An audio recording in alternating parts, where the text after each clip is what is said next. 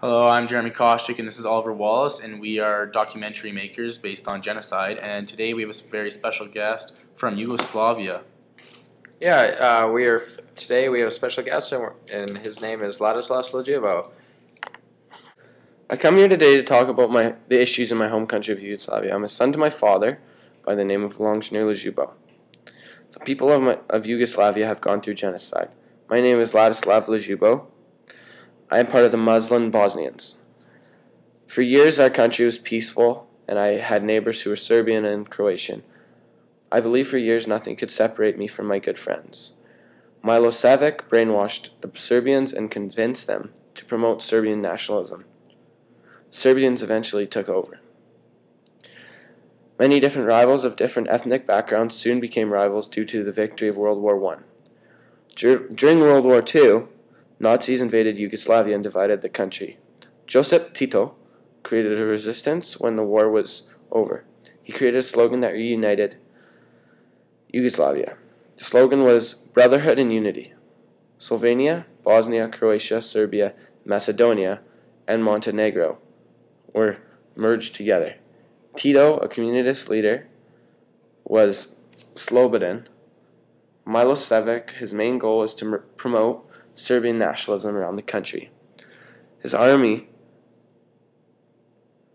of Serbs turned their attention to Croatia, where Slobodan Milosevic, his main goal is to promote Serbian nationalism around the country. His army of Serbs turned their attention to Croatia, where Serbs made up 12% of the population. In 1991, they invaded their country to protect the Serbs. They killed their leader. His name was Vukovar, and followed that by thousands of innocent people. Milosevic attacked Sarajevo and capital of Bosnia, as they were a Muslim country with 32% Serbians. This city was the host of the 1984 Winter Olympics. Through the NATO city was a host. They were demanding that the Serbs withdraw their artillery from Sarajevo, hoping to cause ceasefire between the groups. They launched diplomatic efforts to cause ceasefire between the groups.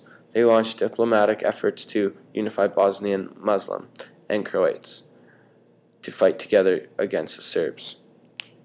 The UN attempted to create safe haven throughout Bosnia, but even with help from the Croats, they failed to stop Serbs from attacking. The Serbs did not only attack the safe havens, but also began the attack of the peacekeepers, as only the attack of the safe. But as NATO responded by launching limited airstrikes on Serb forces, the Serbs retaliated by taking hundreds of peacekeepers as hostage and using them as human shields.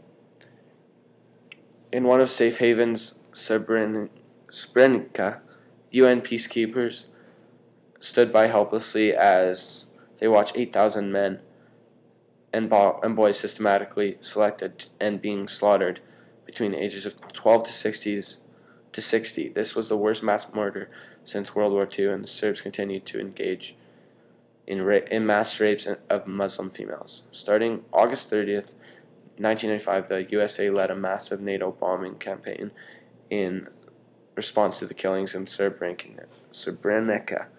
The bombings continued on the Serbians until October.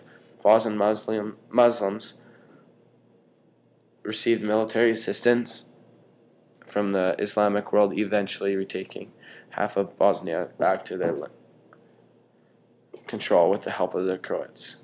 Serbian leader Milosevic, now weakened, was now ready to talk peace on November 1st, 1995. The Serb leaders traveled to the Wright-Patterson Air Force in Ohio to talk peace. It took 3 weeks to create a peace accord. As everyone can tell, he's very emotional telling the story, so we gave him a moment, and he will continue very shortly. As terms of the agreement, Bosnia was partitioned into two main portions, known as Bosnia Serb Republic and Muslim Croat Federation. War criminals were handed over for prosecution, and 60,000 NATO soldiers were deployed to preserve ceasefire. As a result of the Bosnian genocide, over 200,000 Muslim citizens had been systematically murdered. More than 20,000 were missing and feared dead, while 2 million had become refugees. This was the greatest failure of the West since the 1930s. Richard Holbrooke actually said that. Sarajevo soon became filled with Serbian snipers, and which they continuously shot down helpless civilians in the streets. Over 3,500 children were killed by sniper shots. The Serbian carried traits of the which was very similar to the Nazis in World War II, killing many people and sending people to concentration camps. Also, many Muslim women and children were raped and murdered. This media saw this as an international cleansing. The UN remained completely neutral between the groups, no matter how bad the situation had got. Throughout 1993, the Serbians in Bosnia committed many acts of genocide without getting any punishment. Serbs and Muslims are like cats and dogs that cannot live together in peace. It is impossible. Radovan Karadzic said that on February 6, 1994, the world's attention turned completely to Bosnia, and the Serbs struck in a marketplace in Sarajevo by a mortar shell, killing 68 people and leaving 200 injured. The sights and sounds across the international media soon resulted in calls for military intervention against the Serbs. American president at the time, Bill Clinton, who during his campaign had insisted that he would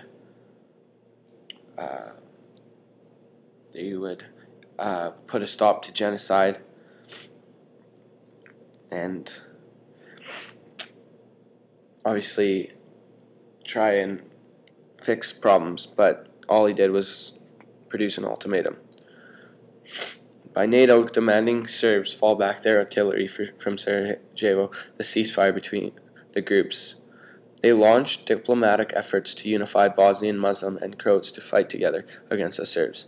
The UN attempted to create safe havens together against the Serbs from attacking against them. The Serbs did not only attack the safe havens but also began to attack the peacekeepers. NATO launched limited airstrikes on Serb forces.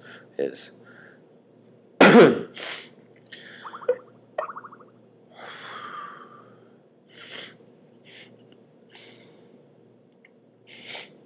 Serbians retaliated by using physical force by strikes on Serb force.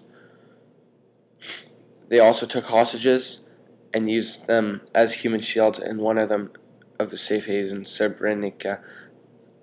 UN peacekeepers stood by helplessly as they watched 8,000 men and boys systematically selected to be slaughtered between the ages of 12 and 60. This was the most mass murder since World War II, and Serbs continued to engage in mass rapes of Muslim females. August 30th, 1995, the USA led a massive NATO bombing campaign in response to killings in Srebrenica. Bombings continued on Serbians until October, and Bosnian Muslims received military assistance from the Islamic world, eventually retaking half of Bosnia back to their control with the help of the Croats. Serbian leader Milosevic, now weakened, was not ready to talk peace on November 1st, 1995. The Serb leader traveled to Wright-Patterson Air Force in Ohio to talk peace. It took 3 weeks to create a peace accord. As terms of the agreement, Bosnia was punished into 2 main portions, known as Bosnian Serb Republic and Muslim Croat Federation. War criminals were handed over for prosecution, and 60,000 NATO soldiers were deployed to preserve ceasefire. Thanks for having me, Jeremy. It really means a lot to my country to display the problems and to get out what actually happened.